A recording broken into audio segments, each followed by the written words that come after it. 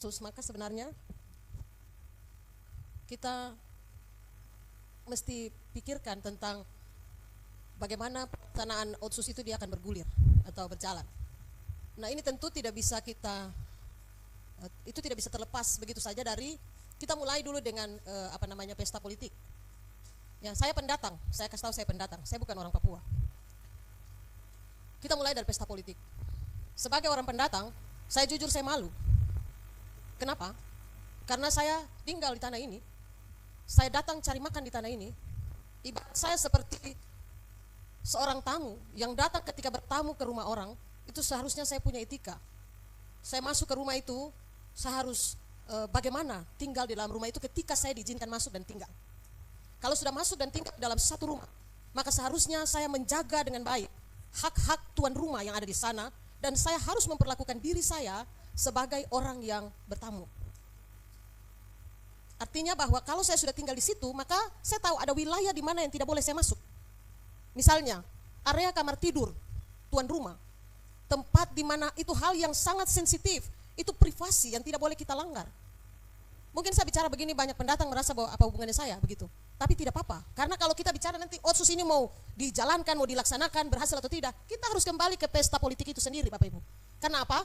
Yang melakukan yang melaksanakan anggaran adalah pemerintah daerah.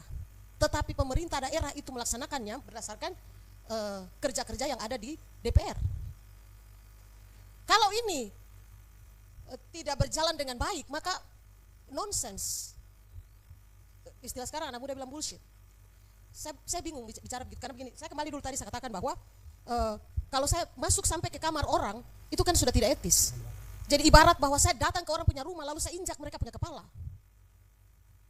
Minta maaf untuk saudara-saudara sesama kita para pendatang, saya malu. Saya jujur saya malu. Ya.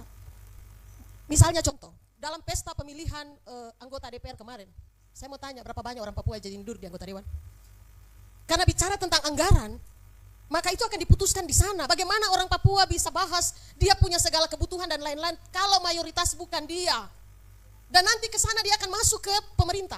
Dari hasil kerja bersama dengan DPR ini dia akan masuk ke pemerintah. Dan luar biasanya lagi, hari ini banyak orang yang bukan orang Papua itu berjuang untuk jadi bupati dan wakil bupati. Saya malu. Dari lubuk hati saya yang paling dalam, saya malu.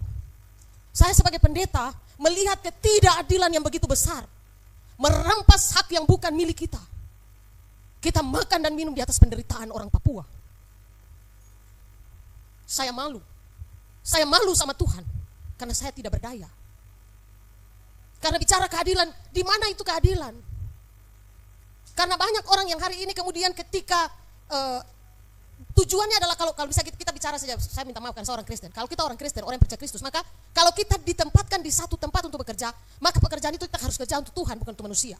Tapi faktanya bahwa kalau orang berjuang supaya dia dapat kerja jadi pegawai negeri, lalu dia pergi, misalnya karena baru jadi pegawai negeri ditempatkan di pedalaman-pedalaman, dia hanya ke sana store muka. Dia tidak pikirkan bagaimana orang Papua yang ada di pedalaman itu bisa sekolah, bisa belajar dengan baik, terima ilmu dengan baik. Dia siap untuk berkompetisi di luar sana. Tidak ada. Yang penting gaji tiap bulan aman. Dan celaka itu syukur, karena saya lihat banyak itu para guru. Minta maaf kalau ada teman-teman guru di sini. Dan celaka lagi kalau medis, karena itu sudah menyangkut nyawa.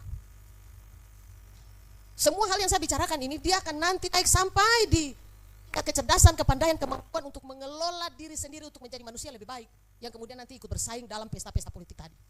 Tapi hari ini saja, kalau kita mau jujur, mari kita jadikan orang Papua sebagai tuan di atas tanah mereka sendiri. Karena tidak ada orang Papua yang jadi bupati di Makassar. Tidak ada orang Papua yang jadi bupati dan wakil bupati di Ambon sana. Tidak ada orang Papua yang jadi bupati dan wakil bupati di Toraja sana. Tidak ada orang Papua yang jadi bupati dan wakil bupati di apa sana? Jawa sana dan lain sebagainya. Bapak Ibu boleh bilang begini, itu karena dong banyak tidak ada di sana, stop sudah. Siapa suruh ketun juga mau datang banyak di sini. Saya tahu, saya bicara ini saya pasti dibenci banyak orang, tidak peduli. Karena saya hamba Tuhan, saya adalah murid Kristus, saya orang Kristen. Maka Tuhan saya adalah Tuhan yang adil, maka saya harus bicara juga demi keadilan dan kebenaran. Saya kira itu Bapak Ibu. Jadi hari ini memang yang saya mau sampaikan ialah bahwa kalau bicara tentang otsus nanti kira-kira uang itu dia, kan orang bilang otsus itu banyak ya, bukan cuma uang. Misalnya kan contoh kecil uang. Nah, otsus itu juga termasuk dengan penerimaan pegawai dan lain sebagainya kan. Bagaimana orang Papua nanti berusaha untuk mengurus dan mengatur diri sendiri. Bapak Ibu lihat berapa jumlah orang Papua yang hari ini diterima sebagai pegawai negeri. Nanti kemudian apa yang menjadi dasar ialah bahwa mereka kurang mampu, mereka kurang bisa untuk untuk bersaing dan lain sebagainya. Saya pikir kalau alasan ini dipertahankan dari masa ke masa sampai ayam tumbuh gigi tidak akan selesai. Kalau pernah ada orang lihat ayam gigi bertumbuh, itu berarti sesuatu yang tidak mungkin karena ayam itu tidak punya gigi. Jadi kita hari ini orang pendatang harus pikirkan ini baik-baik. Mari kita kasih kesempatan untuk mereka. Biarkanlah mereka menikmati kesejahteraan di atas tanah yang Tuhan berikan kepada nenek moyang mereka.